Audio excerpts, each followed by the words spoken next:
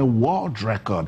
We need to praise them. We need to say well done to them. Let's get on with the show now and play some cricket. So grab your bats and your ball and get your balls ready. And we study that Nigeria and Ghana at any level, even if it's Ludo, it's a big deal. So at the ICC Pt.2 qualifiers, Nigeria and Ghana played today, and the Ghanaians won by 7 wickets. Remember, we had the president of the Nigeria Cricket Federation here last week, and he told us about this competition, that it goes beyond Nigeria just even playing to win Cosmos, that we are hosting this sort of competition. We let us understand some of the international standards that will place us above other African countries. Certainly. I mean, listening to, of course, an expert when it comes to cricket, Seun Ajijagba, this morning on radio, and of course he explained everything, and it shows the essence of why cricket must be grown in Nigeria. I mean, cricket is pretty much maybe the first sport in Nigeria, and you know, we've not particularly gone to the pedestal that we should be in. We are way below when it comes to the rankings of cricket. But it's a good thing that this board of the Nigeria Cricket Federation are trying to get it back, and they won 2 games earlier. I mean, 2 games apiece with Nigeria and Ghana, but as I said, Ghana and Nigeria, that rivalry when it comes to sport is there, and it can happen anywhere, and that is just what is happening. Hopefully, the Cricket Federation will be able to, you know, work on this, and, you know, try as much as possible to get all of the support to make sure that Nigeria start doing well in cricket. Okay, so at this ICC World 2020 Africa qualifier for Zone A, Nigeria, Ghana, Gambia, and Sierra Leone are playing. 2 countries need to advance to the next level. Nigeria and Ghana defeated Gambia and Sierra Leone respectively, and they both played today, and Ghana defeated Nigeria by 7 wickets. Chimeze Onwuzulike is a member of the team and other officials of cricket in the country. They've been talking after that match today. Well, there are always improvement. Whenever new administration comes in, improvement sets in. So right now there's improvement. If you see the field has upgraded quite a lot. And then for us, it's a big plus from ICC representative coming in, seeing the ground from the last time they came in December. They are seeing a lot of improvement. And I'm sure with the administration, current administration on board, I believe that there should be further more improvements going forward. If you win, it always climbs up the ladder. Your ranking goes up. So right now, for a while, our last administration, we are a bit low on the ranking. So right now, winning these games, I'm sure we'll climb up the ranking, we'll climb up the ladder, and then from here we'll go on to the a higher stage where we'll play some other bigger teams. Not that these teams are not big, but bigger teams you will get. So we'll play other bigger teams, people that have won in their own regions, and then I believe by the time we get there, we'll make our statements. We fell down the rankings in Africa over the last 4 years. But I know that we have capacity in Nigeria. I know there are a lot of young boys under 19 that are coming up, and even this crop. A very strong team. And I'm sure that they will make Nigeria proud in the future. This field has not been like this for more than 30 years, if not more, really. The way they cut the pitch, the way they have handled the infrastructure, the way the nets have been put back together, I will say kudos to this new board. I hope we continue like this. The important thing is to have maintenance. So there you go.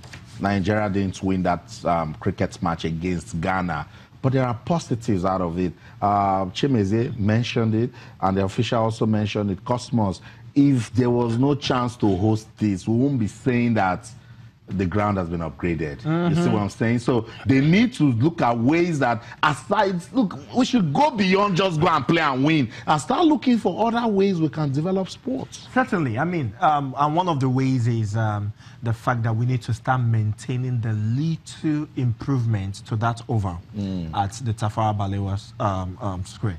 We need to improve that. And of course, in that interview, he talked about the fact that maintenance culture must be inculcated into our lifestyle, and that is just it basically.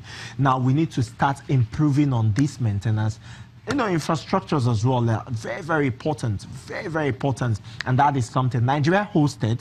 And because Nigeria hosted, we saw some of the facilities, saw some of the things that were brought in, and it felt okay. This is really, really good, but then we can actually do more. Now we need to start making sure that our sporting facility. This is what I used to say. I used to say that Nigeria has probably the highest numbers of stadiums in Africa. Probably, because in every state you have stadiums. There are some states that have 2, 3 standard stadiums.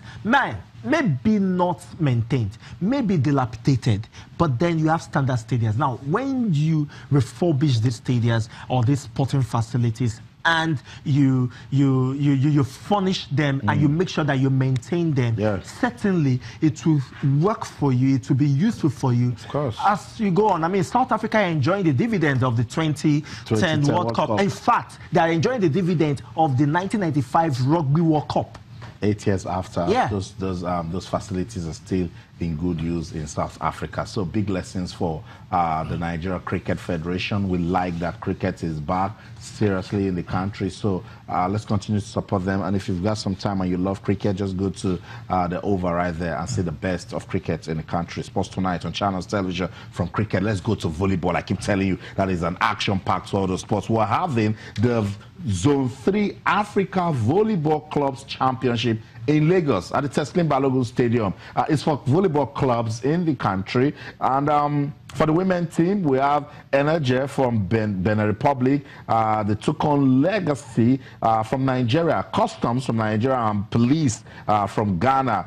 For the men team also, so these clubs, they have male and female teams. And that's it right there. You can see the men's category in Pool A, Police Club of Nigeria lost to Police Club of Ghana, while Legacy Club of Nigeria clapped back. How dare you beat our Nigerian team? And defeated a Tete Club of Benin by 3-0 in Pool B. Cosmos, another opportunity. Yes, it's at the club level, but hey, how many times do we talk about volleyball? So this is another opportunity for the federation to look at what it takes to host and also look at ways to improve volleyball at club level. Yes, certainly. It's a good thing that Nigeria are hosting some of this inter-country competition at the club and of course at the national level as well. We just talked about cricket. Now this is volleyball, and this is club level, where you have teams from Benin Republic and of course teams from Ghana as well in Nigeria for this competition. And of course, it's all about zone, and it's Zone 3, and it's a good thing. Now we can actually learn from this. Yes. We need to start developing this sport, and it's a good thing that those in charge of volleyball in Nigeria are understanding that yes, we need to get back to the grassroots. The last time I saw a full-scale volleyball was probably the Koja Games in 2003. I do stand to be corrected. I do stand to be corrected, but I think this is good, and very good.